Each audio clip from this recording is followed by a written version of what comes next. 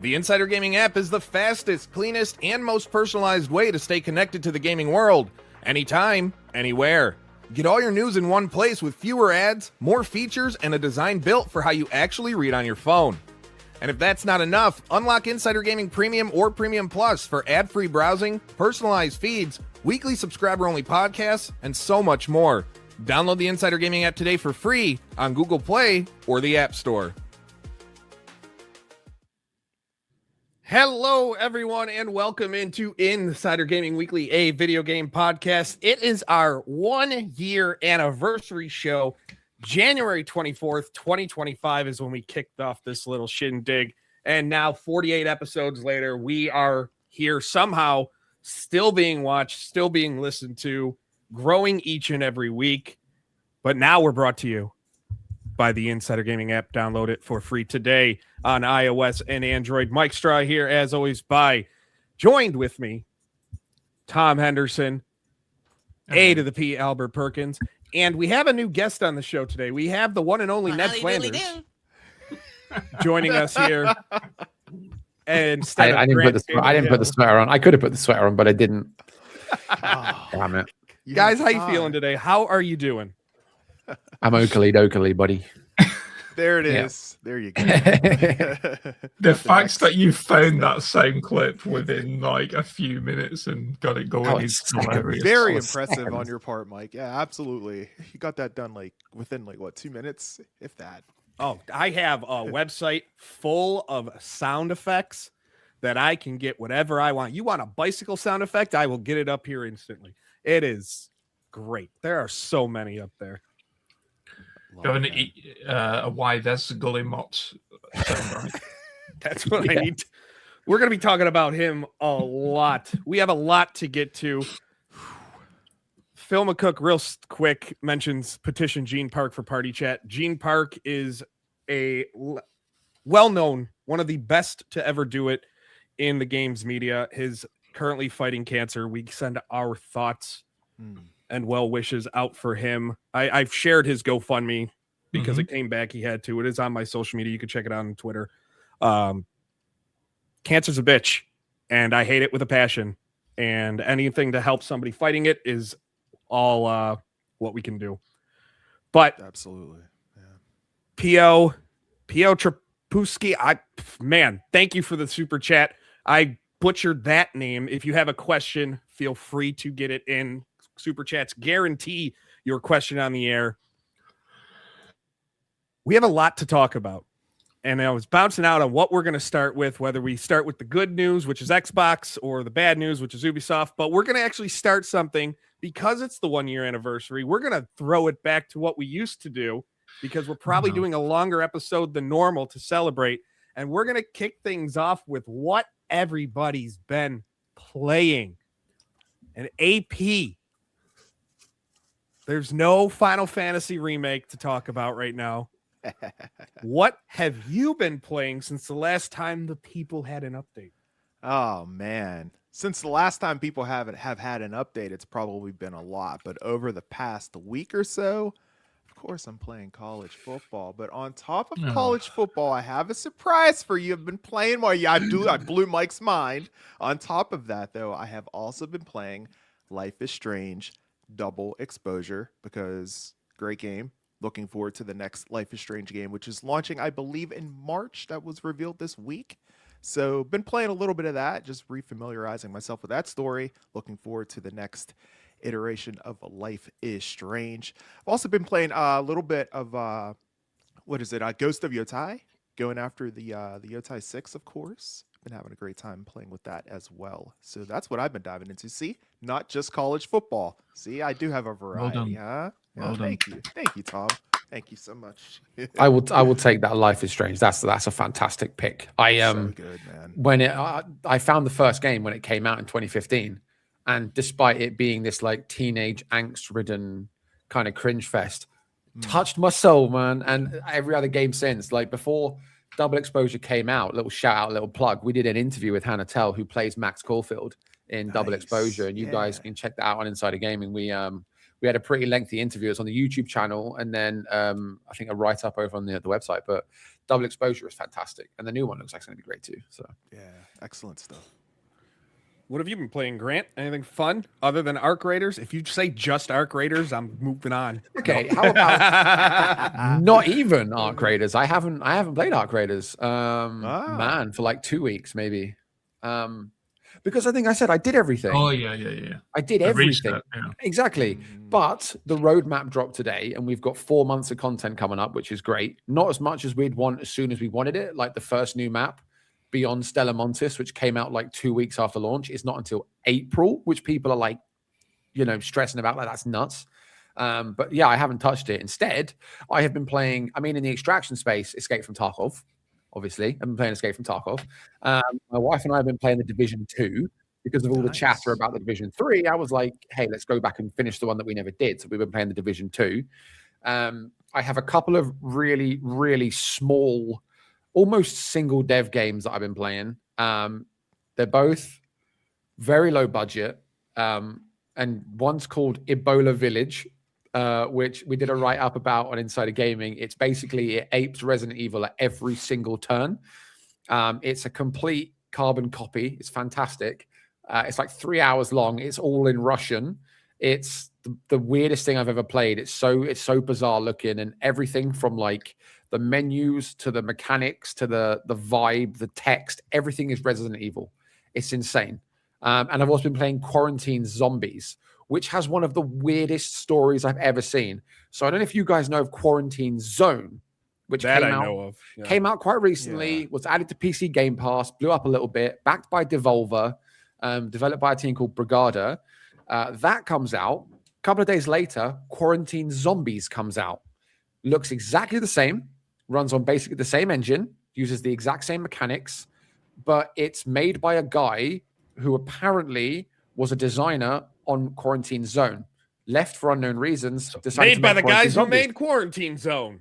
It literally is. And I don't know if there's any bad blood or anything, but the story goes they were inspired by Quarantine Zone and decided to make their own game. But the marketing materials went out for Quarantine Zombies, and they were saying this has everything Quarantine Zone doesn't. And it's like some weird little, but you know what? It is packed so thick with Gen AI. It's like in all the art, it's in the voices, it's everywhere. It's so weird. Man. But I've been playing that, and then surprisingly, Black Ops 7, been sprinting in and out of that because they had the Fallout event. I've actually been enjoying it, which is really weird. And finally, I am just about to hit the last mission on Rage 2, which I've been working on for like a month and a half. So that's the spread. That's the complete spread. Almost everything there, a post-apocalyptic game, which is my wheelhouse to a T. So that's a nice array of let's go from one side of the spectrum to the other now. I've played nothing. Oh my god! Probably even since the last time we talked about playing games, I probably haven't played anything. Honestly, I'm just so busy these days. I think I probably played like a couple of games of Balatro, maybe a game of Mordau. I don't know if anyone's heard of that. It's like a medieval game. I want to say I love it, but I love how bad I am at it. I love being an archer on it, and it's just something that I can, again, like going back to the games that I play now, it's like the games that you can load up for 20 minutes or half an hour and just have one or two games, and then that's kind of me done, and then it's back to work. But yeah, this week, absolutely nothing. I have downloaded a game that is under embargo until I think it's like the beginning of Feb. I have downloaded it. I haven't played it yet. Is Mordau one where you can play as a bard? Is that the one where is that, or is that Chivalry? That is exactly all I do. You can literally run at people with a loot and like smack them in the head with a loot. Yep. Yeah. See, I'd play for that. I'd play for the That's all I do.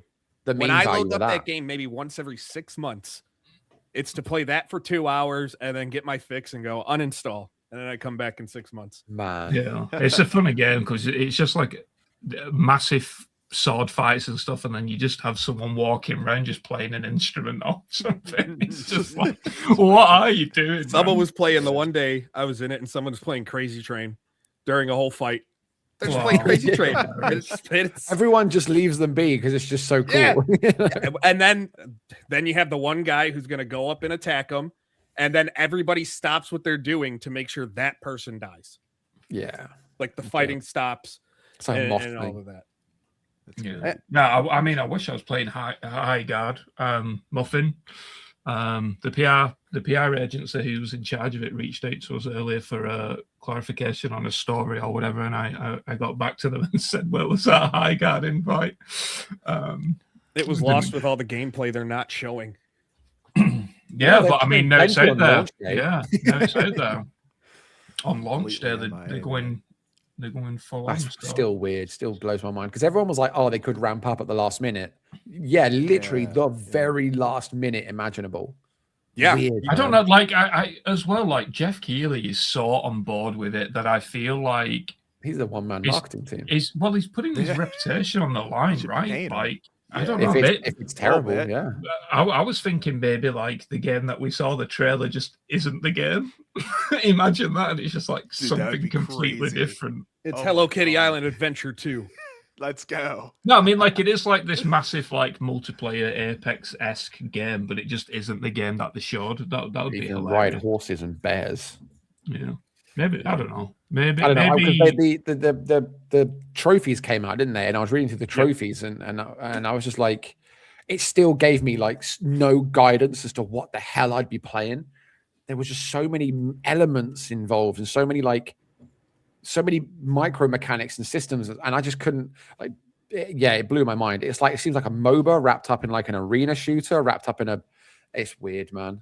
Yeah, we'll find out Monday. And we'll probably be talking about it next week at some point on the show. We're on Insider Access. Let's quickly do predictions on it. What do you think's going to happen with Highguard? It's 155th in wish lists on Steam right now. It's barely in top wish lists. It's in the 200s. I'm gonna say 10,000. I'm gonna say 20,000 people on Steam. Yeah, what concurrent? Concurrent, yeah. Yeah, okay. I'm gonna say 160,000. Actually, with it being free to play, maybe 75. Yeah, 75. I think what they've tried to do is drive this like curiosity value into it, where so many people are going to get it and play it just to see what the gist is of it. And if they have got some creators behind it, that'll help. I think it's going to be surprisingly high for like launch weekend. Wait, when does it come out? Tuesday? Maybe not launch weekend because it'll have died by then. Monday it comes out. I think it'll have. Yeah, it's weird. It's coming out on a Monday. Everyone's going to be at work and stuff. Yeah, I think. What's the difference if it comes out on a Tuesday? Everybody's going to be at work. That's how that kind of works. I thought it was a Tuesday, but I believed it was Friday. Then I was like, wait, you said Tuesday, thinking you said Tuesday, but you said Monday. So shows what I know. But anyway, I think it's going to be like, I think it's going to surprise everyone very short term, and it's going to fizzle out so fast. And they're going to try saying they're going to do. The battle passes are going to come out, and the cosmetic packs are going to come out. People are say it's too expensive, or this is that. It's all, and then they'll try and say, "Oh, we're going to facilitate an esports scene," not realizing that you can't just declare an esports scene. And then they'll take it back to beta. Yeah. Oh, yeah. I can't go a week without throwing shade at that damn back to formula. God. It would be awesome though if it actually just did good. Like I feel like we need something. We different, need like a different something different needs to come out. And it would it would be nice. But then it's going to be a precedent, because if that comes out and it does well, then we're going to have more live service games. Well, if they can do it, so can we, and then we'll be back in the loop again. Just more. They never left the loop. Well, it's like a reset every like 3 years, right? Yeah. Like every 3 or 4 years, we get like a different, I guess, like genre-defining game. Like extraction shooters right now. Let them have their time in the sun. No, I think now that Arc Raiders has like time, I feel like. I feel like Arc Raiders is going to be the last big one. Have you seen the year ahead? Like there's like 10 extraction shooters coming out this year. There's some huge titles coming out this year. Yeah, you know what's being extracted? My interest. Moving on. Segue time. Kills it. A reminder, this is Insider Gaming Weekly, a video game podcast. No one gets to hear about what I'm playing because that was hijacked by Highguard. So this is Insider Gaming Weekly, a video game podcast coming to you every week at 4 p.m. Eastern time on Fridays. We are on demand, as always, on Spotify, Apple Podcasts, Pocket Casts, Amazon Music, and more. Of course, if you want to support us, leave a like, subscribe, rate however you can to get the word out there. It helps us. If you want to guarantee your questions on the air, leave us a super chat. It goes a long way. And download the Insider Gaming app, free iOS and Android. And last call to action. I know there's a lot, but I like getting them all out of the way so I don't have to do it again. Insider Gaming Premium and Premium Plus is available within the app. We have a lot of stuff coming now. We just launched. It's in. I think it's available now. If not, it's in testing to be available very soon. For Premium and Premium Plus subscribers can now comment on stories within the app. We are testing a brand new feature that will be out to the public hopefully next week. Next week. There we go.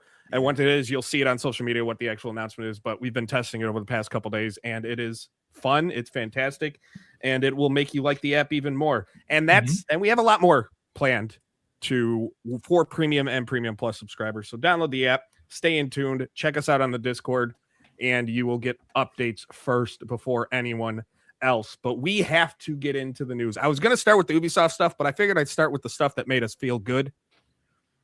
That was with Xbox. Xbox and that showcase, the developer direct, they had 4 games. We knew there was going to be that 4th surprise game. It was killed by Double Fine, but we had Fable, Forza Horizon 6, Beast of Reincarnation, and then, like I said, killed. We'll go, rather than game by game, we'll go around what stood out the most. Grant, starting with you. Well, it wasn't killed. No offense to them. I know people like quirky games like that, but stuff like that just doesn't float my boat whatsoever. Doesn't float my boat whatsoever. I don't know what just happened. That was really weird. Complete aside, my wife was sitting here playing The Sims on PC. She left the room. Her PC just reset. I don't know what just happened. I'm not getting the blame for that. So for me, Beast of Reincarnation, because I think I said, I was in the chat with you guys, and I said that it wasn't on my radar at all until the developer direct. I'd heard the name because, when it was revealed last year, but I just put no eyes on it at all. And I didn't know what it was. I couldn't even tell from the title. I didn't even know who was developing it. When everyone was like, it's Game Freak, I was like, Pokemon guys, how are they?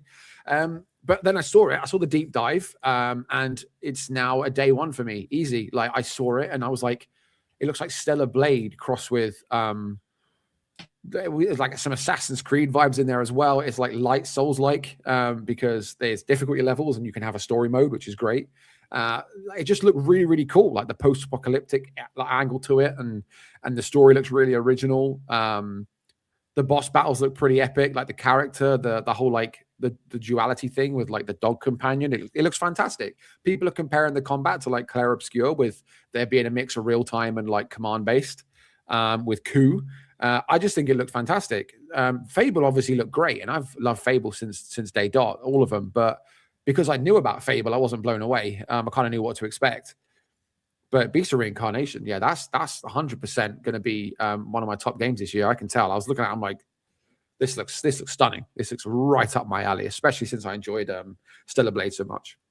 But they're not going the smart route, so which means it's probably a better game. AP, how about you? Yeah, maybe. Yeah, man. Yeah, so for me, I'm kind of on the same boat with Grant whenever it comes to Beast of Reincarnation, man. I mean, for Game Freak to come out with something like this, I mean, this is something that, completely different than they've ever done, and it looks absolutely stellar. I was watching it, I was like, what is this? This looks absolutely incredible. I'm locked into it as well. I don't even have an Xbox, but man, it's one that I'm definitely gonna have to look into checking out. Fable, very excited for Fable, of course. I mean, it's been in development, seems like it's been in development for ever, but the fact that we can finally see the light at the end of the tunnel here, hopefully, as long as it launches there in autumn 2026, they're saying. But it looks great. I'm excited for it. I have a lot of friends that love the original Fable IP, and they're excited to dive back into that as well. But the one that I'm most excited for, of course, is definitely Forza Horizon 6. I mean, the whole Japanese culture, that's just going to be amazing. I love the whole Japanese street racing, the drifting. Hopefully there's a ton of drifting events in there. It looks like there's going to be, I think I saw that there's going to be, obviously you're going to have a ton of Japanese manufacturers as well. Hopefully we'll get a chance to see bikes, maybe, perhaps. That would be pretty cool to have in this game, especially dealing with the fact I hope someone gets the reference. No one probably will. Maybe No, someone scared the watching shit gets out of me. I didn't even realize. I didn't get the wasn't looking at reference. the I just started screen. laughing because you screamed out bikes. I wasn't looking at the screen. That scared the hell out of me. I thought it sounded like it was off in the distance, like It was. here. It was. I pulled my mic away You and pulled the everything. mic because away. Yeah. It had some surround sound effect going on there. That's crazy. No, but Forza looks phenomenal. I mean, I'm all in, man. It's great that they're finally, diving into the Japanese, event. That'll be great. And yeah, I think it's going to be fantastic. Now, I'm not into Kiln either as well. I was watching that. I was like, yeah, that was game of the show. Okay, say, Mike well, will let's give it hear some what love. you have to say then, Mike. Yeah. That game looks like it's going to be such a time killer that as long as it's priced appropriately, I guarantee you I will spend countless hours in that game. Because I also have to convince friends to buy it. Someone, I'm not going to share what they said from the chat, but they made it. I'm looking forward to the phallically accurate pottery that people make. It is going to be a very weird game.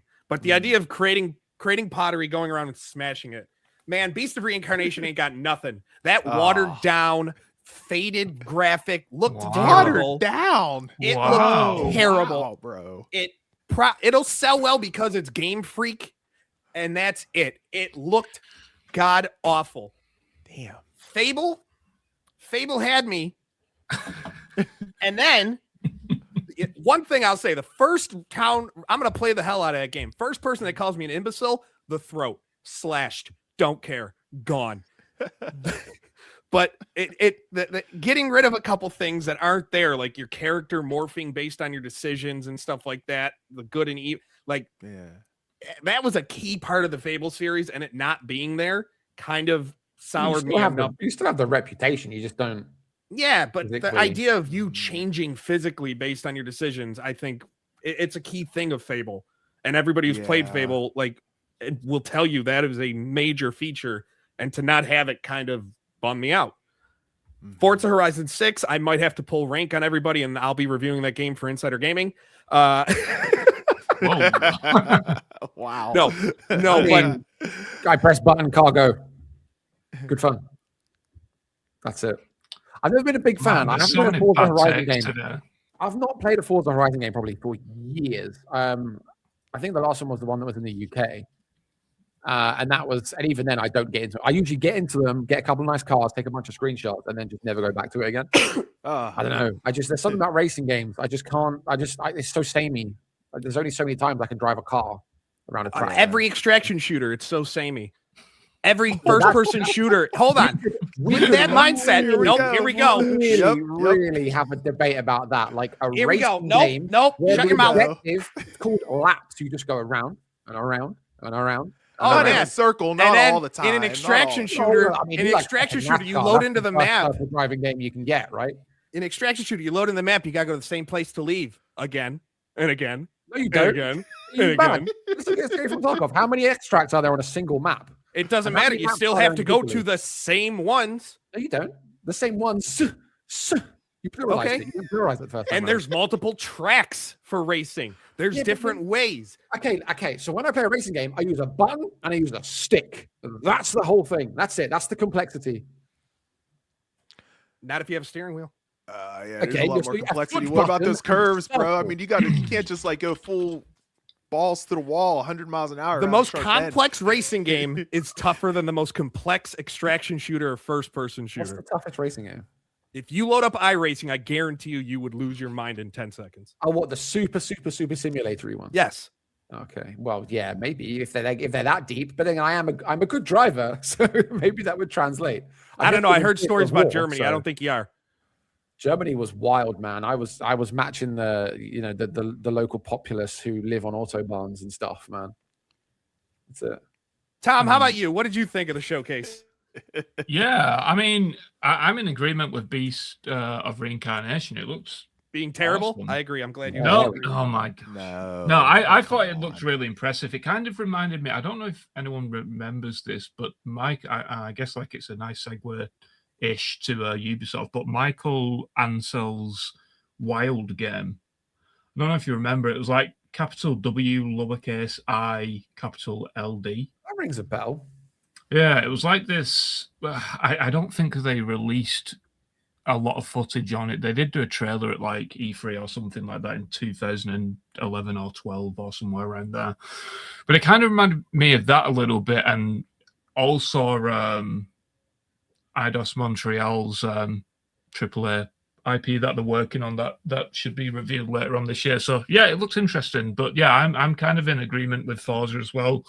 Really looking forward to that game. I've got the Turtle Beach steering wheel and the pedals and all that kind of stuff. So I'm kind of want to dip my toes a bit more into racing simulation. I'm interested with it in how well the drifting is, solely because the racing I have set up, I have right next to me is the handbrake. I have a physical handbrake for the drifting and a lot of games can't do it right.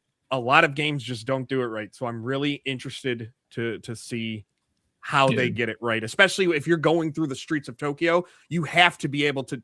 They named a movie Tokyo Drift, all right? You have to be able to do it. Yeah, as well. Like if they had bikes to it, like I mean, you guys know I've got two bikes. I've got a Ninja 1000 and a 650, and if they had bikes, man, like I'm locked in and. Yeah, I love that. It might actually be a game that I play. To be honest, I feel like you can't have a racing game like a Horizon set in Japan without adding bikes as a post-launch DLC. I mean, we'll find out whether that's the plan for not. But I mean, we got a while. We got a little bit. We got 4 months until it launches. Has there been bikes in Forza before? No, not in think Horizon. So. No. Yeah. No, but I feel like this would be the time to do it. Mm-hmm. Speaking of the time to do things, Ubisoft felt it was the time to completely change everything and make a liar out of everybody with their announcement. And we have a couple super chats. I did see them. I was waiting until we get to the Ubisoft conversation, but Ubisoft announced this week the complete restructuring of the company. Canceling 6 games, including Prince of Persia: Sands of Time remake, delaying an unannounced game that was scheduled to come out in March, which all signs point to being Black Flag. Black Flag. Make sure I didn't screw that up this time. Remake to push to the end of next fiscal year. 4 IPs. 3 new IPs being canceled. However, they and splitting things up into 5 creative, and a mobile game was cancelled, and a mobile game. Oh, and can't forget the mobile games. You can't forget the mobile games. But what was it? Who knows? Was it Jade? Be careful, but I kind of know what it is, and it was like a city builder, I think. Because I was thinking it could have been Jade, but then so maybe a mobile version of Anno. That's not a report. That's just if it's a city builder, they have Anno. The latest Anno game did really, really well. But these creative houses, we already know the first creative house, Vantage Studios, aka Advantage Studios, because they take advantage of everybody. Assassin's Creed, Far Cry, Rainbow Six. Creative House 2 will have The Division, Ghost Recon, and Splinter Cell. The third house will have For Honor, The Crew, Riders Republic, Brawlhalla, and the first ever quadruple A game, Skull and Bones. Creative House 4 will have Anno, Might and Magic, Rayman, Prince of Persia, Beyond Good and Evil, because somehow that won't die. And the last Creative House will be dedicated to casual and family-friendly games, such as the greatest game in Ubisoft's library, Just Dance, Idle Miner Tycoon, Catch App, Hungry Shark, Invincible, Guarding the Globe, Uno, and Hasbro titles. There is a lot to get to with this. I don't even know, to the point where I don't know where to start. So I'm going to let someone try and pick up where to start here. I do want to get to the super chat real quick because it had been sitting. Okay, let's do that then. Half-Life HLX this year or next. I still believe it's this year. Maybe not. I don't even know what Valve does anymore. I don't even want to speculate anymore because they piss me off too. Any chance Prince of Persia coming back? Not the Sands of Time, but Prince of Persia is not dead as a franchise. There's no way. They might just do more. In my mind, they might just do what they did with like the Rogue Prince of Persia and outsource it. I mean, Ubisoft might not be there by the time True. Another Prince of Persia comes out. But I guess like let's if before we get into the next super chat, kind of makes sense to like just lead into what happened with Prince of Persia, I guess. Because there's been some conflicting information. Obviously, the cancellations made me look a little bit stupid. But there is a few important bits of context around everything that was reported, and I guess aggregators twisting what was said, or suggesting it was going to shadow drop. I think there was an aggregator out there who even made a fake website to say that it was shadow drop. And it was the same one who was misreporting what we were saying on our show as we were on our show. Yeah. Okay, cool. So yeah, on Prince of Persia, first of all, with Sands of Time, I don't think it will come back. I know that there is like a petition going around with like 1,200 signatures at the moment. And it's like those people are on the way to being laid off, unfortunately. So I think some already have, to be honest. I've been speaking to some, and some already have. So it's very unlikely that Sands of Time will come back. And from what I've been able to gather is that there's been a lot of internal miscommunication, I guess. And it's very, very complex, right? So let's first of all take things back to when Ubisoft did their first half financial year. I think it was on November 21st or somewhere around there. Ubisoft themselves literally said that Prince of Persia and an unannounced game, which was Black Flag, was coming in Q4. So that says that both games will come by March 31st. From the marketing material I had, and again, I'm not backtracking or whatever the marketing material, what I have, and I've got to be a little bit careful here saying this, but the screenshots and all that kind of stuff, right, of like back end stuff, all says that Prince of Persia was scheduled at one point to release on January the 16th, and the Black Flag remake was going to be March 19th. Even to the point where during the December period, there was a trailer for the Prince of Persia Sands of Time remake done, right? So that was meant to come out sometime around Christmas to announce the January 16th release date, which again is something that we reported on. I think it was late November we actually reported on that. So this was even before it might, or around the same time when Ubisoft themselves announced it during their earnings call. Then, of course, Christmas comes along, hard to get contact with people. I think we said on the podcast a few times that I'm not sure what is actually going on with it, because I think December relapsed and we just didn't get any updated information. And then Ubisoft experienced quite a significant data breach the beginning of January that was related to Rainbow Six Siege.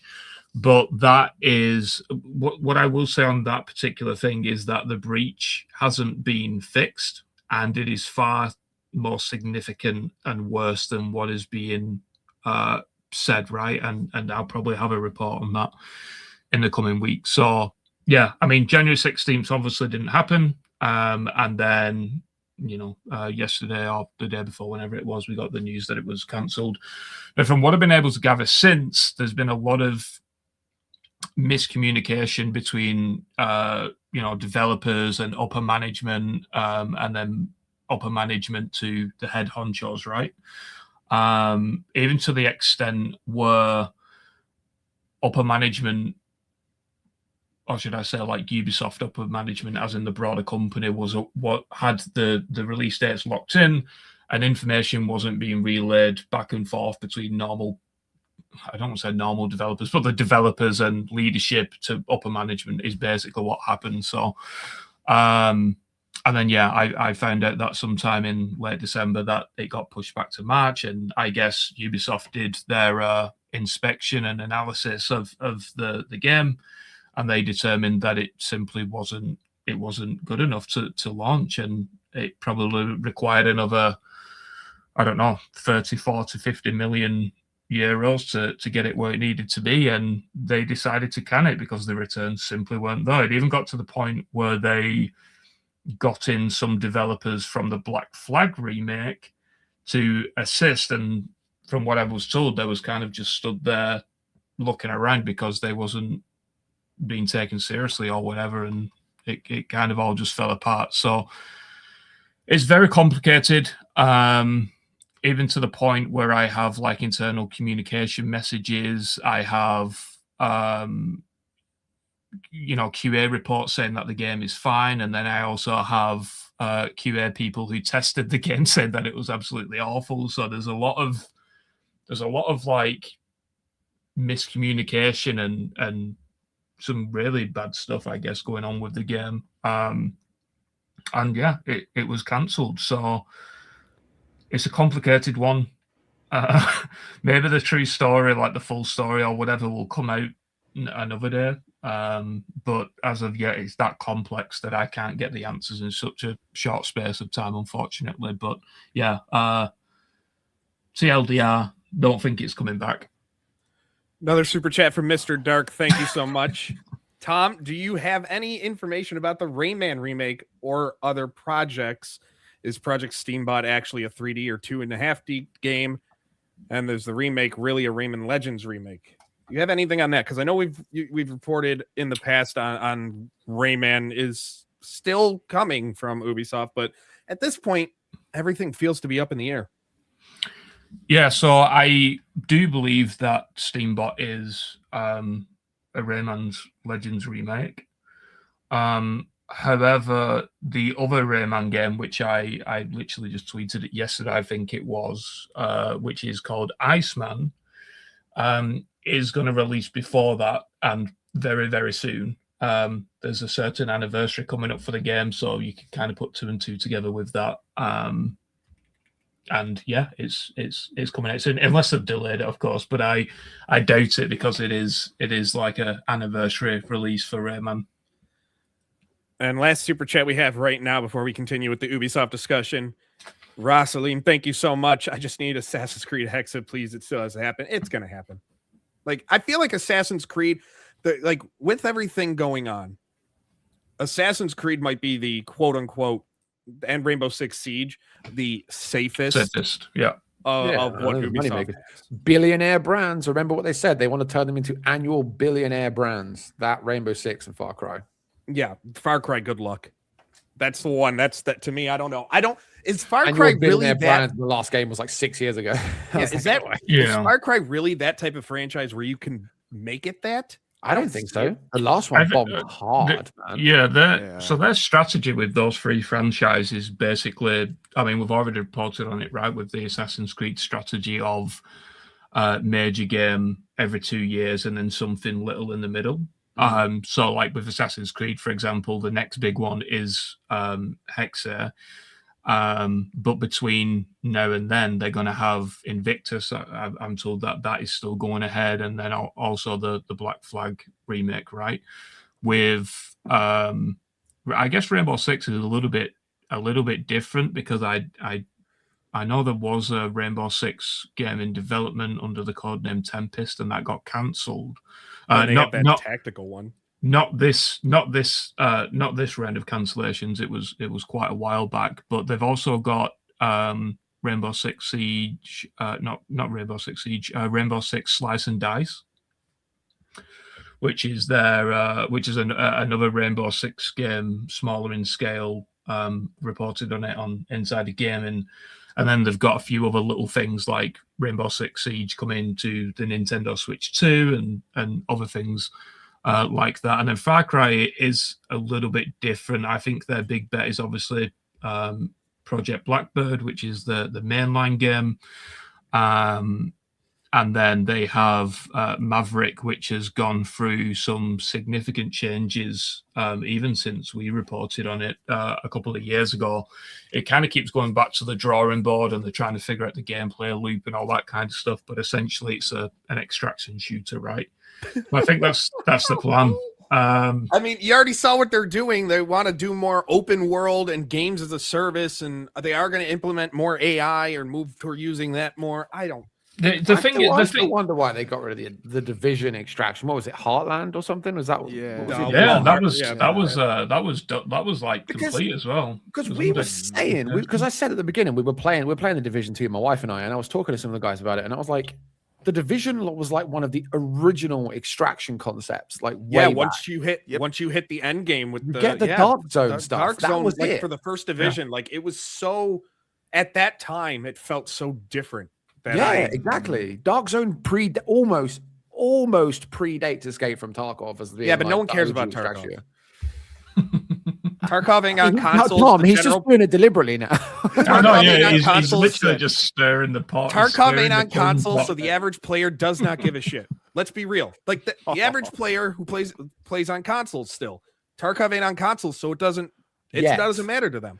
Yet we did cover that game will come on console when I'm in my 50s. Access granted with Nikita Boyanov, head of the studio at Balset Games, is one of the topics we went over, is the console launch.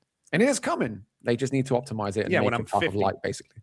Because he did say I punched him. He did say they don't want to compromise. So take that away. They don't want to have a lesser experience for console. So not only that they want to bring it to console, they want to have parity between that and the PC version. So there you go. Yeah. Just quickly back to Maverick as well. Like what I will say on that is that it has changed quite a bit. And I don't know, maybe when Highguard comes out and it does like 1 million concurrent players to like switch it up. And the thing with Ubisoft, like the leadership, right? They'll see like the next big thing and then instantly pivot some of the projects to it. And we were saying that, isn't it? They like to chase trends. It gets too late. They do it too. Like look at Hyperscape with the whole battle royale thing. Hyperscape plummeted fast as hell. X-Defiant. I mean, the list goes on and on. You talked about them chasing trends. It's like they don't follow through with the trends. They don't continue, making them successful. They do it for a little while, and it's like, all right, let's try something else, And it's just like, dude, because they're always chasing their intent. They're like, oh no, wait, moments passed, cancel it. Yeah. They even turned the crew Motorfest. They chased the Forza Horizon trend. Yes, and that has failed. Like instead of trying to make the crew their own and doing their own thing, Campus with the $2 super chat. I don't see a message with it, so if you have a message, please get it in. He's just been nice. Oh no, I see it. It was right before it. Any news on Splinter Cell? I'm so like reluctant to say this, but oh god. It is in development. It's still in development for Snowball, but we're not seeing it for a very, very long time. I'm hearing it's potentially a video game. That's what I've been told. Like what Ubisoft said in their like restructuring is like they're taking a 3-year plan with games. Is that what they said? Yeah, they're changing. They up to I think it was something about it was something about the strategy, like a 3-year plan or something like that. And what I will say is that Splinter Cell falls within that, but on the latter half. Oh my god. Man for sub, cool, thank you for the $5 super chat. Same thing. Obviously, it was a Splinter Cell remake we just answered. But the Ubisoft thing, so now that we're caught up on the super chats, thank you, everybody. It does mean a lot to us here as we celebrate 1 year of this show. The Creative Houses thing, we knew it was coming. But immediately after this news broke, Tom, you had posted about it. I had posted about it. I had gotten text messages. I had talked to employees, and like I'd said, like people are like expecting layoffs in the hundreds, and then you immediately like it could be more. And doing the math like you did in the report on Insider Gaming and inside the Insider Gaming app, like we're looking at a company that went from 20,000 to 17,000 over the last handful of years, and over the next couple years could be dropping even further than that. And that's the worst part of this whole thing, is we are going to see hundreds upon hundreds of people lose their jobs. And in one way that's really going to piss me off, and it was the immediate thing that came to mind, they announced that they were returning 5 days on site immediately, not in a few months time, not slowly, immediately. And that's a way, the only reason you do that is they can say it's to make a more collaborative effort and creativity and blah, blah, blah. It's to force the attrition so you don't have, because if people leave because they can't come in the office, you don't have to pay them severance. Yeah, I have this.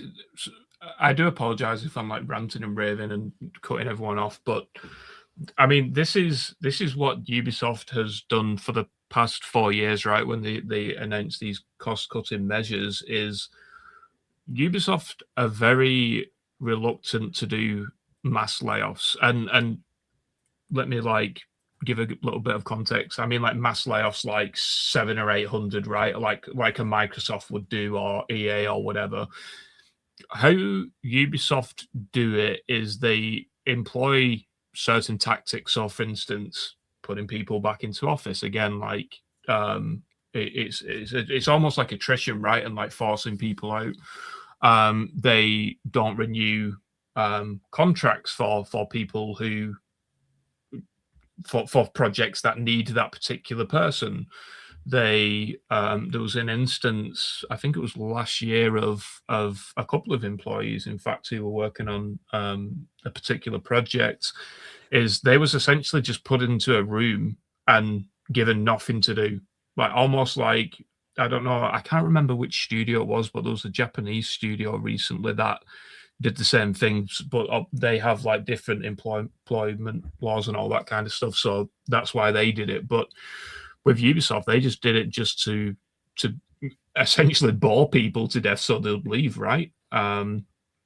And they do those tactics, and they've been doing those tactics for the past couple of years to avoid these big headlines. I mean, it's not making a difference, right? Because Ubisoft is negative in the media every single week, it seems. But that's why they do it. And obviously a lot of criticism from current employees at the company is the fact that, well, you're saying that we're going to return 5 days a week so everyone's more productive and everyone's more creative and all this kind of nonsense. Well, you enforced that the 3-day return to office mandate, I think it was last year or the year before. And if anything, the company's gone even more downhill. So that isn't showing more productivity and creativity, if anything, if you think about it. So yeah, it's just a terrible time. And I don't know how anyone in any industry can be productive and creative when in February, I think it's February 12th, the next quarterly earnings call, when they announce there's going to be more layoffs. How on earth are you meant to be productive and creative when you know that yourself or your friends and colleagues are going to be laid off? And then after that, we then know that there's another 200 million in cost-cutting measures, which is another, I think it works out like 2,400 employees will have to be laid off or lose their jobs. So it's like, well, I don't understand how you can expect your workforce to be happy and productive when you're announcing absolutely disgraceful stuff like that. So I don't know. You are muted, Mike. Yeah, I realize that. Obviously, we know that every day you can wake up and you can find out you're losing your job. That's just the nature of life. It's happened to all of us. But when it's already been publicly announced that there's going to be changes that are going to lead, it makes it even worse. How are you going into work every day going, all right, this might be it. Today's the day the other shoot. Like, there is no, like, there is no way you can go in, and especially in roles like concept artists, music, just anything where you have to be creative in the video game industry. Creatively, you're going to be blocked because your mind is going to be focused in 30 other directions. How are you going to support your family? What other jobs are out there? Do you leave the industry altogether? Like, no one's going to be able to handle this. 100%. Like, yeah, that's the thing. When you have that kind of thing, when you have that kind of mindset in the back of your mind, you're not going to be worried about like, oh man, what could I have for this next line of code? You're trying to think like, okay, how am I going to get this next plate of food on my table to provide for my family? You know what I'm saying? Like, you're not worried about the company. The company's not worried about you. You're worried about trying to provide for yourself, for your family moving forward. And yeah, you hit the nail right on the head with that, Mike. 100%. I saw people talking about stuff like that, like the amount of care they might put into the company or something like that. And it was like, what was it? I'm here for the income, not the outcome, or something. I can't remember what it was. It was something like that. It's like, I'm just here to make some bread, man. You know, right? No, but But it's a good point. And I can't remember who said it in the chat. Someone said about like layoffs is it was Muffin saying about like physical assets costing money and stuff. Like I've always worked in big offices, big campuses and stuff. And, you know, post-COVID, it was all a ghost town. And it's really obvious this stuff costs a hell of a lot of money, you know, just keep the lights on in these buildings, right?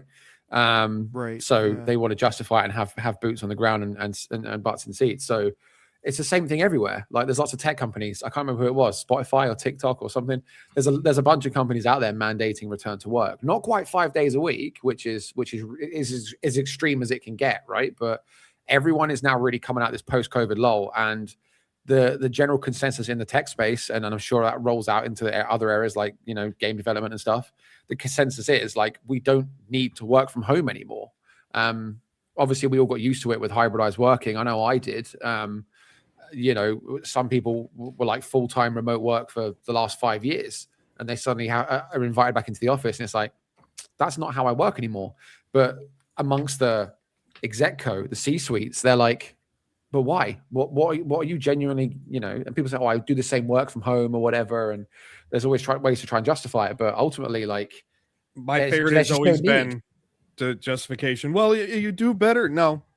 It's already, there's been enough to show that productivity, depending on the role you're in, productivity increases when you don't work around other people, because then you run the risk of not having, like for me, when I have worked remotely exclusively since 2019, whether it be my old software development jobs or whatever, I was 10 times more productive working remotely, not near people, because I have a tendency to get distracted when I'm in an office with other people and water cooler talk. I don't do that. I just hate people. That's what I do. There's no water cooler talk with me, man. See, I'm too much of a beautiful little butterfly. I'm so like, it's just is what it is. Nah, man, I'm headset on, head down. I get my, you know, you get the box ticks. Nope, I'm too much of a water cooler gossip queen, man.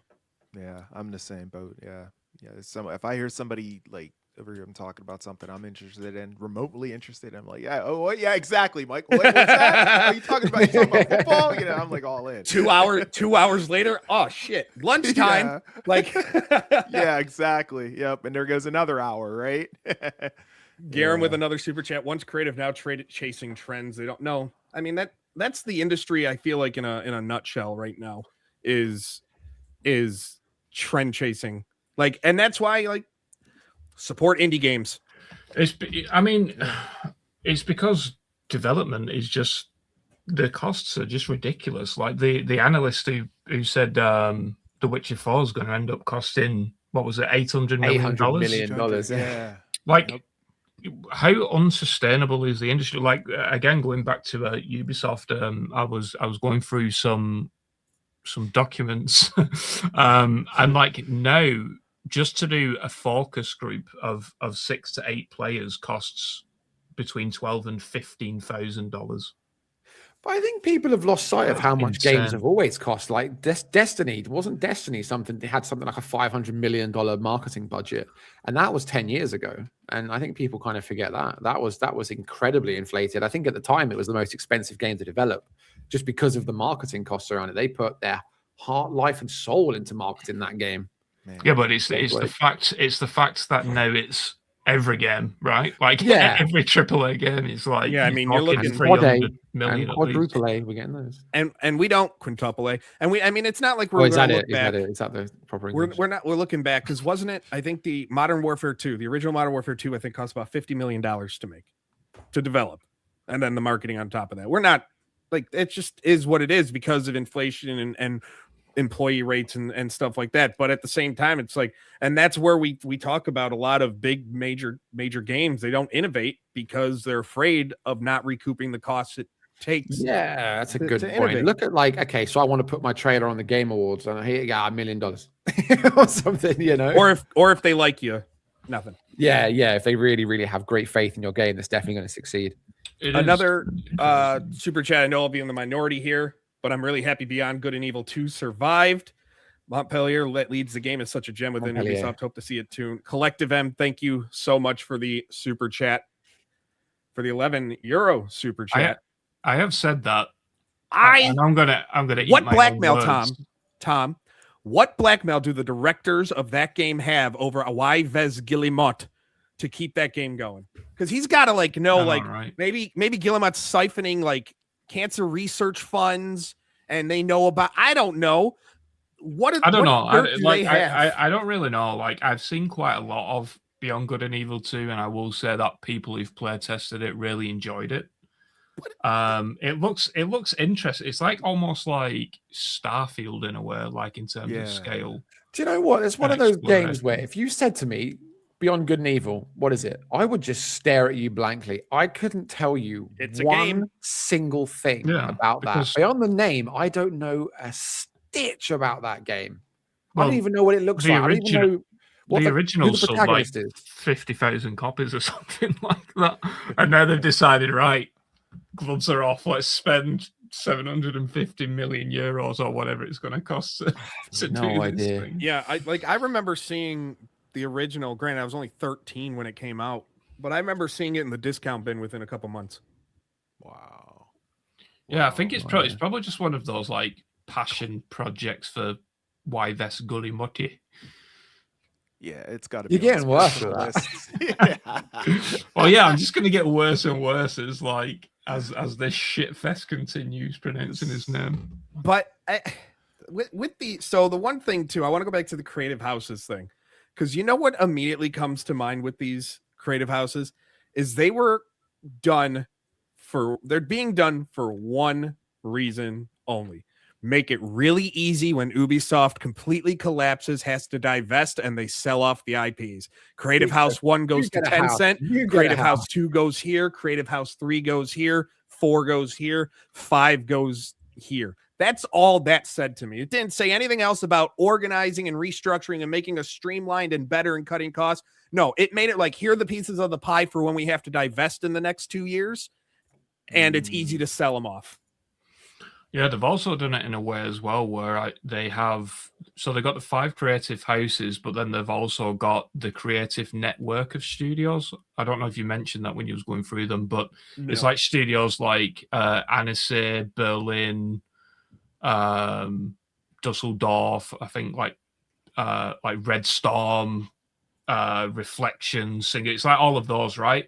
And this now made, like, to me, when you actually see, I don't know if it's been released publicly or not, but when you see this image where it's like Creative House 1, 2, 3, 4, 5, and 6 of all these IPs, and then studios, and then on this side you've got Creative Network Studios. To me, that just screams like, yeah, you're kind of the next to go, if that makes sense. Which you know is very unfortunate. But yeah, I'm in agreement. Like, I really just don't know how Ubisoft can continue going at the pace they're going at, right? I think the stock even fell even more today to like €4 or somewhere around there, and it's like mad. It used to be over €100. It's like 90-something%, isn't it, in the last like 5 years? Since 2018, when they hit their peak, it's gone down 97%, 98%. That's crazy, man. Hell. Wow. But no executive leadership needs to change. Yves Guillemot is going to go down like the Titanic. He's going to go down with that ship. That company, he'd rather Ubisoft go under and out of business than to try and save this company by stepping aside. And this is the thing, right? Like Ubisoft upper management, or the board of directors, whatever you want to call them, have positioned themselves in such a way that no matter what, they have control of the company. And even more so now, right, with the stock being so low, I think their valuation is like 400 million, or their market cap, is like 400 million, when it used to be at 8 or 9 billion, or maybe even more. So obviously they're not going to sell now, right, at such a lower valuation. I don't know. I really don't know what the future holds for them. I mean, a Tencent acquisition makes sense and is probably a direction that they might end up looking at going in. Just as bad as if the company goes under. Yeah, I mean, well, at least some things will be saved, right? But I just really just cannot see a future, and I get, like, going back to a tweet that I did earlier. Ubisoft's internal communication systems, it's not Slack, it's like their own internal communication system. I can't remember what it's called, but it's actually like fascinating seeing all of the employees slagging off the Guillemot brothers. It's like, it's actually insane seeing that, like, because it's not nice stuff as well, right? It's like really be careful, hard you don't stuff. know what you're talking about. Someone on Reset might go after you. Yeah, well, whatever. You're completely Cool. bullshitting. Dude, in case you wonder, over the past couple months, I've gotten extremely petty. That's a lot of months. I know, right? What? Okay, publicly, I've gotten petty. Privately, y'all know how petty I've always yeah. been from day one. Publicly, Yes. the veil is gone. Yeah, I don't know. Like, it's just insane reading that stuff. And like I said on Twitter, there's people just leaving the company now. They're not even waiting for the layoffs to like, fuck that, I'm out. Like a lot of them already had a lot of them already had like contingency plans. With like, if I am laid off, I'm gonna do this, and this. But now they're like, right, I'm acting now. I'm getting out because, again, over the next 2 years, by March, I think it's March 2028. Yeah. We're probably talking 2.5, 3,000 more layoffs. To me, like, is the company even around by then? Is by March of 2028? Is that kind of the window we have to see straighten this shit out, or the company is going to be divested or sold? Like, that's kind of where I feel. This is the annoying thing, and this goes back to like me saying the tweet, like I can't remember what I put, like I'm a dickhead or something like that, because I said Ubisoft has a really good pipeline of games. I know. Fucking idiot. yeah, that was it. Yeah, I said fucking idiot. That was it. But it's true. They do have. If you look at their IPs, like I can go through what they're actually working on now. Bear in mind, one of these are likely scrapped. I don't know which one, but they've got Altera, Assassin's Creed Hexe, Invictus, Obsidian, another Assassin's Creed remake, Beyond Good and Evil 2, Crest, Far Cry Blackbird, Far Cry Maverick, Just Dance, North, which is the Splinter Cell remake, Ghost Recon OVR, a quick one on Ghost Recon. I think I did report on this last year, but Project U, which was their kind of weird, I think it was called Project Pathfinder at one point as well, like a multiplayer game that got scrapped last year, and they are experimenting on another Ghost Recon game with that team and assets, I believe. Then you got Rayman, you got obviously Steambot, which is the Rayman Legends remake, and then Iceman, which is going to come out very soon, unless of course it's been delayed. Then you got Rainbow Six Siege and ports like Nintendo Switch, Rainbow Six Slice and Dice, Scout, which is the Apex Legends ripoff. Apparently that hasn't been cancelled. I've seen a few insiders say that's not been cancelled. A new crew game, and then the Division 3, and then there's probably a couple more that I've missed. But what about that Rainbow Six Tactics game? Yeah, Slice and Dice. Yeah, that's Slice and Dice. Yeah. Sorry, I should have mentioned that. What's the Ghost Recon in? Because I had a tidbit on Ghost Recon. There's Project Over. I know that's been in the works. Is that the only one, Tom? There's that one, and then, like I said, there is another one that's very early, like research and development stage. Oh, okay. From Project U. Well, it must be the one that's further along then, because I was having a chat with how do we word it, sources close to the game, and they said they'd seen Ghost Recon. They were looking at some Ghost Recon, and they said that it didn't look to them like it was going to be an amazing game, and that was the words of Ubisoft. So interesting, Yeah, I mean, it's like this. I think it's like a milsim. They're aiming for like 15 to 20 hours of single player gameplay, and also a multiplayer component and all that kind of stuff. I don't from what I've seen, it looked almost identical to like Modern Warfare 2019. Oh Christ! Yeah, like with all of this, like you know the mission when they go to like the cot and there's a baby in the cot or whatever. There was like a similar moment when there's a man like holding a baby in the streets and it looks like a bomb or something like that. But I think they're kind of going for the baby. That was always fun. Because you do it and they're like, "What are you doing?" It's like, "Oh, mission failed. This game isn't realistic, is it?" Yeah. And just quickly going back to ongoing projects at Ubisoft, they've just done like the Far Cry 60 FPS rollout, right? I think they're now starting that with Assassin's Creed, and I believe Unity might be one of the first ones to get a 60 FPS update. Well, yeah, as for the project cancellations, because that was a big part of the announcement. Obviously, Prince of Persia was cancelled. And then a mobile game, and then 3 unannounced IPs, and then I guess probably another game from an IP that already exists. I know of all of the games, if that makes sense, but as of yet, I've not been able to verify which games have been cancelled. But there's still like a good 10. I think there's 9 or 10. I'm just reading projects.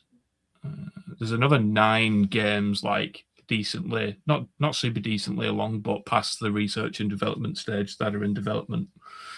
So yeah, all I know is I'm thinking of the 5 other games that were canceled aside from Sands of Time, and I'm sitting there going, "Hey, if only there was someone working on a book about canceled video games that could do some more research into it." I don't know. Do you know anybody like that? I thought I heard some guy. Come on, I don't know. Come on, guys. Please. Yeah, maybe Sands of Time will make it. It's such a complex story that I just don't think I can get it done in time by the time I want the book to release. But revision 1, part 2. Yeah. Someone in the chat, Blaze Flame, brought up a good question. With so many layoffs, closures, and cancellations, it doesn't look good. Is there another gaming industry crash brewing? I don't think we'll ever see a full-on crash the way we did in the 1980s. The crash of 83 nearly brought the industry to it almost killed it entirely. It was done. There is no way. They make too much money in this industry that I can almost guarantee there will not be a crash per se. We're seeing a lot of course correcting over a lot of bad decisions from 2020 and to 2022, but there's too much money already still being printed to where there's just no chance of a full-on crash in that sense. Yeah, it'll probably just be a lot more mergers and acquisitions, and I guess consolidation of these big publishers, right? I mean, again, like I think Ubisoft will probably be fully acquired at some point. We have EA later on this year, which is undoubtedly going to come with more layoffs, right? And we're probably going to see it with a few more publishers over the course of the next couple of years. And on the AA/indie game side of things, the money has dried up quite a lot. And that's just a result of obviously the industry adapting to the current changes. But even like indie games, man, like some of the games that you see, and I really don't mean this is disrespectful, like in terms of the games themselves, but you look at a game like a 2.5D platformer or something like that, and they're asking for like 15-20 million to fund it, and it's like, it's just mind-blowing how much games cost these days. And again, going back to the numbers of the $12,000 to $15,000 per 6 to 8 player playtests, in-person playtests, that means if you want to get a good amount of research done, you're talking like, I think it was $120,000 that just for one, like, session over the course of like 5 days or whatever. It's just, it's insane. Fuzzy kind of put it kind of where, my mentality, more of a recession than a crash. That's basically what we're in, or what we're going to continue to see. But that's why, like, you're going to see continuous. I think you're going to see a lot of passion, like solo dev games, a lot more than normal or than usual. You're going to see small teams like 10 or less. You're going to see this type of influx, where you're having a lot of smaller teams making these games, and you're going to have a lot of these situations where you're going to see, we joked about it, from the team that brought you blah blah blah. You're going to see a lot more of that. It's just is what it is. And again, if that's where you want to find your games or whatever, that's where you're going to find the innovation and the unique gameplay, right, Grant? He's talking to his missus. Sorry, I'm working tech support in the background. My wife. Do you remember I said the PC just like blipped off and she was playing the Sims? She had a bunch of like driver issues I was trying to help her out with, and I'm a devoted husband and I help my wife with tech problems. So just tell her to learn to be a strong, independent woman who don't need no man. Everyone look at AP. He's frozen to hell right now. He's got a very happy face on though. Oh, he's back. that was a smile and a half. Dude, completely stopped. what the heck is going on, man? Yeah, I'm watching on the replay over there. Wow. But we talked you talked about mergers, Tom, and all that stuff. And I've even heard through it's not just like the names you're thinking of too, the Ubisoft and restructuring and layoffs and stuff. EA going to be owned by Saudi soon. Like, you're seeing NetEase. NetEase is trying to figure out how much in the Western market they want to stay as far as with studios. Nexon, or not Nexon, Krafton is trying to figure out what they want to do. And like, there's a lot of these things where 2024 was a year with 20,000 layoffs about. Last year, probably about 10,000. You're going to see what I thinking you see now this year is you're going to see these large companies figure out, especially like the Eastern ones, the ones in Japan, in Korea, and in China. You're going to start seeing how much they want to be involved in Western gaming, if they want to pick things up or if they want to divest and get out of it. Like, we're kind of in this weird position of uncertainty. I think more uncertainty than I can remember seeing in my 15 years covering this industry. Yeah, I mean, even the past few years, right? There's been some absolutely phenomenal games released, and instantly after, well, a month or two after even successful games released, there's mass layoffs at studios and all that kind of stuff, because I feel like a lot of these studios now, like, right, we've got that game out there, we're not taking that $400 million risk again. Let's dip. Yep. So yeah, I mean, I definitely think the future is these smaller teams, these not necessarily single devs. I think there is like a future of 1 to 5 man teams, right? And there always will be. But I think the future in terms of AAA quality, so to speak, would be these 40, 50, 60 person teams, probably relying on outsourced studios and all that kind of stuff. There's a lot of outsourced studios that have popped up now. And that's kind of the future, because the risk is still 60, 70, 80 million, right? But it's smaller than as high, right? 400. Yeah. 80 million, that's what, like 200,000 in today's money.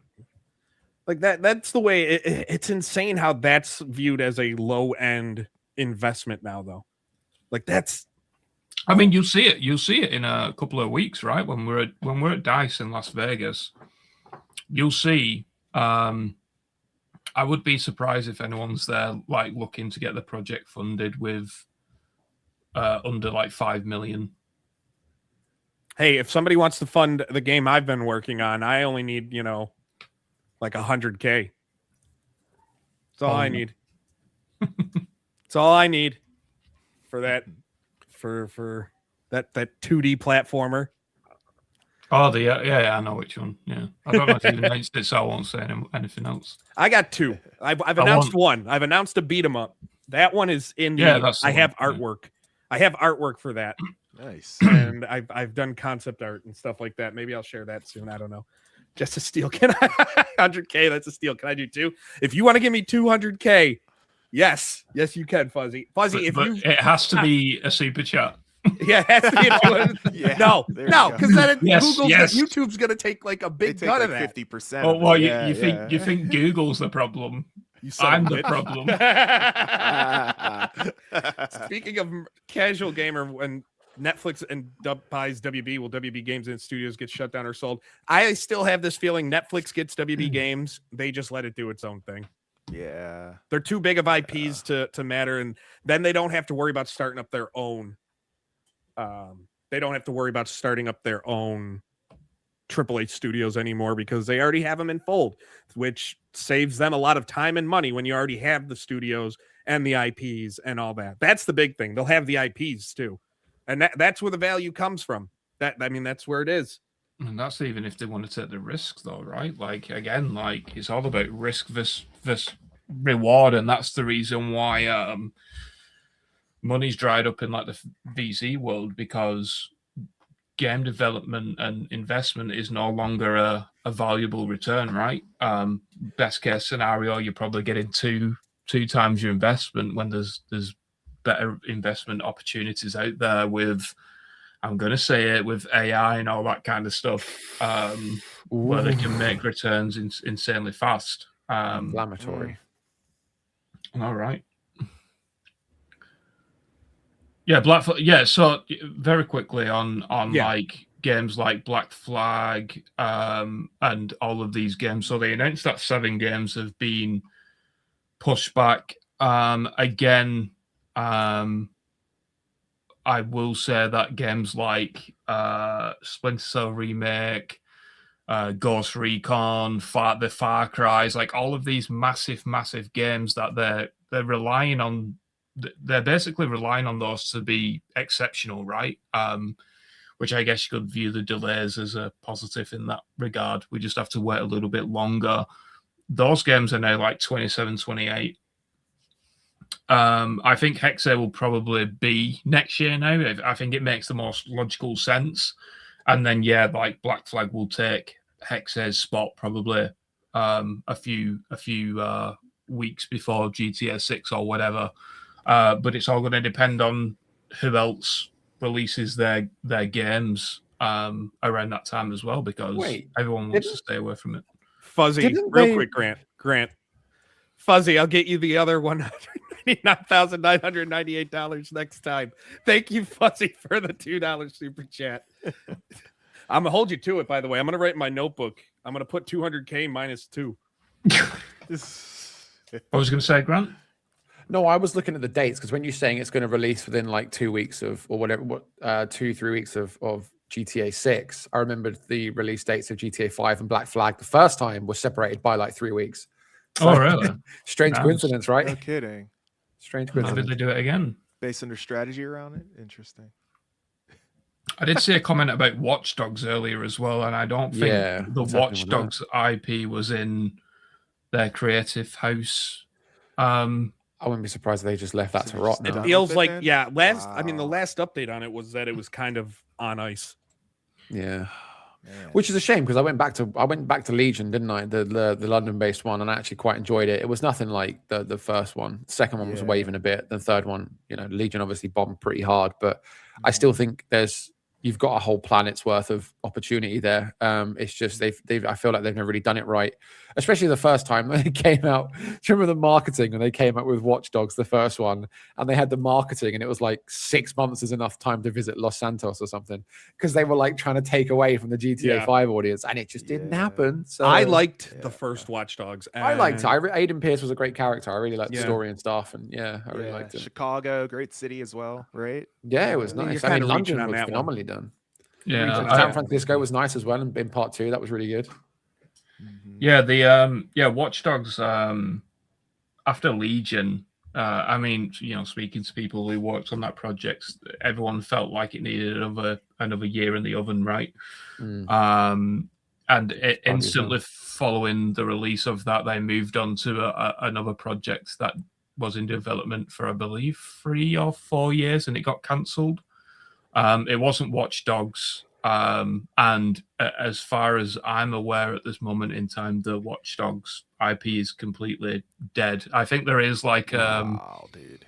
a coterie, like a group of people who like the franchise and stuff and do like fun fan art and stuff within Ubisoft, but it's always been one of those IPs that they're just not keen on pulling the trigger on because and it had such a great premise. Yeah. Such great because potential. it's because Legion just failed to meet expectations. Man, you put a game in London and it just bombs. Yeah, I mean, it's just because one freaking round doesn't do good doesn't mean you give up on it. Oh my god. AP, are you new to video games?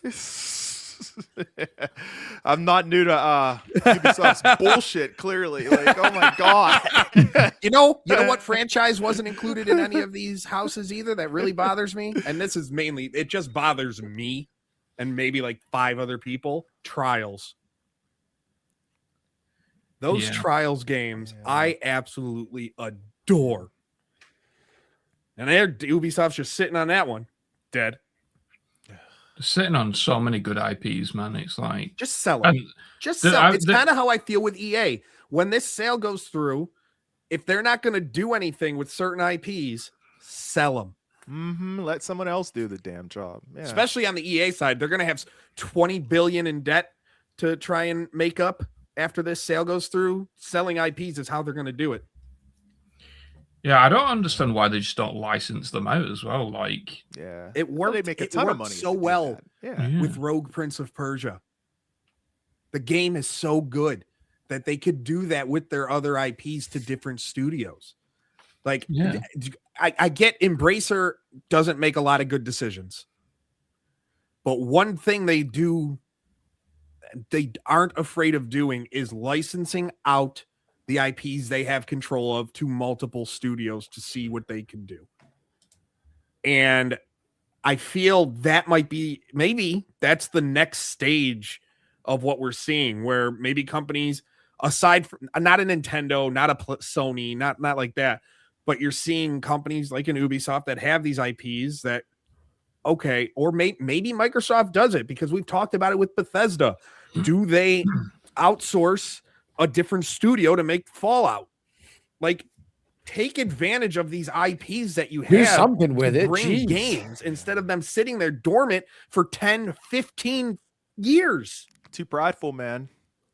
That's probably what it's boiling down to. They're too damn prideful. That's the thing. That's it. And that's the AP Mike nail on the head. Like with Bethesda, especially the amount of people. I mean, I love the guy, but the amount of people that say get Bethesda away from Todd. Like Chris Avalone was talking about it recently, wasn't he? Saying that Bethesda don't care about Fallout. They own the IP. They don't care what they do with it or what they'll churn them and whatnot. But it's like they've lost touch of what Fallout should have been or should be or whatever. As soon as they pivoted and they had Fallout 4. They kind of destroyed the identity of it. They made it, like he said, like a theme park. It's all colorful and funny. Well, it was always had that kind of like dark humor to it, but they made it a bit more like mainstream, and they completely ruined it. And everyone's saying, just get Todd away from that franchise. Just get it out of Bethesda's grip. But I don't know, man. Someone's got to do something with it, because I'm chomping at the bit over here, you know? There's so many IPs. Like Collective says that Ubisoft has a lot. Like, we could probably do an episode of this show where everybody comes in with 10 IPs each that haven't had a game in at least half a decade. Killzone.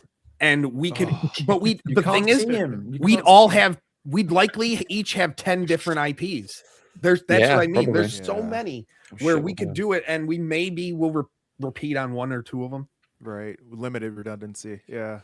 Yeah, definitely. Killzone would be like the top of my list every single time. Every single day of the week. Call of Duty, man. Like, give me a new Call of Duty. A real Call of Duty. Yeah, I want like Big Red 1. Sorry, I'm talking about Big Red 1 era. Big Red 1 was the absolute gem. I love that. Oh my god. Playing that on my launch 360. My god.